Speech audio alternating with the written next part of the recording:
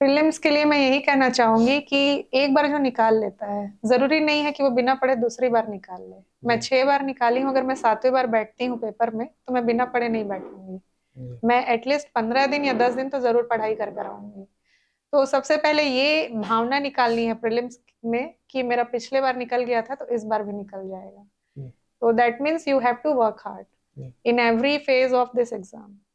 तो प्रीलिम्स का जो बेसिक थिंग है कि रिवीजन, आपको हर सब्जेक्ट का रिवीजन, अब जो टाइम बचा है वो रिवीजन के लिए है। अब आप कोई नई सोर्स को फॉलो नहीं करना है कि मार्केट में अगर कोई बुक्स दिख रही है नहीं तो उसको उठा के नहीं लाना है। जो आपने पढ़ लिया है अब तक उसी को ही कंप्लीटली रिवीजन करना है। पहला पॉइंट ये हो गया।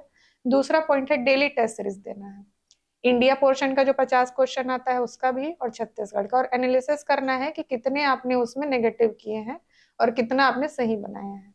तीसरा स्ट्रेटेजी ये है प्रीलिम्स का कि लोग बायस्ड होते हैं कि कितने क्वेश्चंस हमको करके आने हैं। ये बहुत गलत थॉट प्रोसेस है एग्जाम के लिए। जब हम क्वेश्चन पेपर देखते हैं एग्जाम हॉल में तभी हमारी स्ट्रेटेजी उतने समय ही बनती है।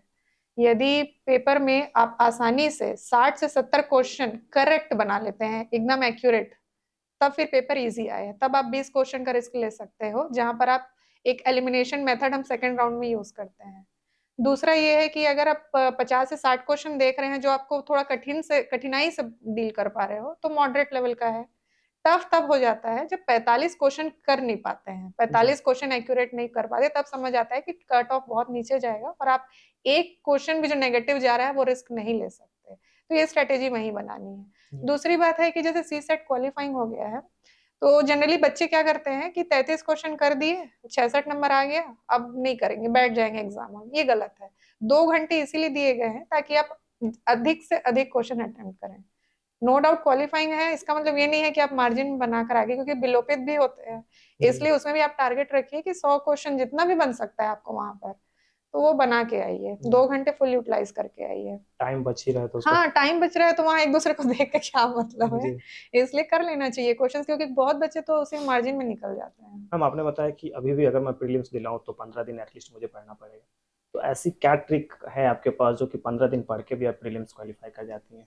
15 दिन में जैसे मेरा बेसिक पॉइंट ये है कि मैं जो पढ़ी रहती हूँ लगभग उसको मैं 5 दिन में रिवाइज करने का कोशिश करूंगी। अगर मेरे पास 15 दिन बचे हुए हैं और मुझे प्री निकालनी है तो मेरा पुराना एक्सपीरियंस तो है ही, पुराना जो पढ़ा हुआ है, लेकिन मैं 5 दिन कंप्लीटली थॉरोली जो बेसिक पोर्शन है उसको रिवाइज करूंगी। दूसरा है कि करंट अफेयर की एक ही बुक पकड़ूंगी, ज्यादा नहीं। ज्यादा पढ़ूंगी तो फिर वो 15 दिन में नहीं हो पाएगा। एक बुक को कंप्लीटली डे एंड नाइट लगा के पढ़ना है, 2 दिन 3 दिन जितना दिन, या डेली थोड़ा थोड़ा 2 2 3 3 घंटे करके। यही मेरी स्ट्रेटेजी वो रहती है। कौन सी बुक है? वो बुक समय के साथ बदलते जाते हैं। जनरली ऐसा हो सकता है, बिल्कुल हो सकता है कि समय के साथ बुक्स बदल जाती हैं, लेकिन मैं एक ही बुक कोई मार्केट से एक उठा के लाऊंगी और उसे कोई पढ़ूंगी। कोई एक बुक? कोई एक बुक जो आपको अच्छी लगती है, जिसका कंटेंट आपको ज्यादा समझ आए, जल्दी समझ आए, वो बुक उठाइए। मैं इसलिए कोई स्पेसिफिक नाम नहीं बोलूंगी क्योंकि सबका एक रहता है कि किन्हीं को बहुत ज्यादा कंटेंट्स पढ़ना अच्छा लगता है, किन्हीं को शॉर्ट में पढ़ना अच्छा लगता है। जो बुक आपको उस 15 दिन में समझ आए उस बुक को एक ही उठाइए, जी। क्योंकि उससे ज्यादा करंट्स टच नहीं होगा और हर बुक में ना बेसिक करंट्स कवर रहते हैं। रहते हैं। तो इसलिए आप एक बुक को करिए, थॉरोली करिए। जी। तो और पहले से काफी, पढ़ते पढ़ते आइडिया आ ही हाँ, जाता है कि आइडिया कौन। आ जाता है। जैसे कि इस तरीके, अब करंट्स का क्या है, करंट्स थोड़ा फुल पढ़ना चाहिए। जैसे कि अब पिछले बार के क्वेश्चन में हमने देखा था कि जनरली चंद्रयान से रिलेटेड क्वेश्चंस आते हैं तो उसके कुछ सब पॉइंट्स भी दिए थे, तो आपको सब पॉइंट्स के बारे में भी जानकारी रखनी है क्योंकि वो कूट के रूप में क्वेश्चंस आ रहे हैं।